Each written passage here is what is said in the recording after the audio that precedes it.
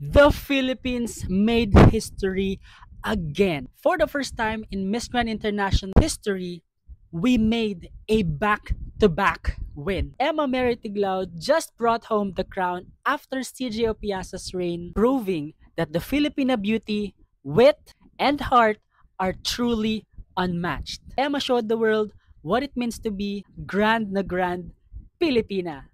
Oo, totoo. Isa na namang back-to-back win para sa Pilipinas. Matapos makoronahan si CJ Opiasa noong 2024, muling dinala ni Emma ang tagumpay sa ating bansa. Walang duda, ang Filipina beauty ay grand na grand. Mula sa kanyang pasarela, sophisticated na rampa, hanggang sa kanyang matapang at powerful na sagot. Ipinakita ni Emma na ang tunay na ganda ay may tapang, talino, at higit sa lahat, puso. And yes, we did it again. 2 taon, 2 reyna, iisang bansa na nagmamahal. Ang corona ay nananatiling sa Pilipinas dahil walang makakatalo sa ganda, galing, at puso ng Pilipina. Mabuhay ang Pilipinas! Back to back, grand na grand.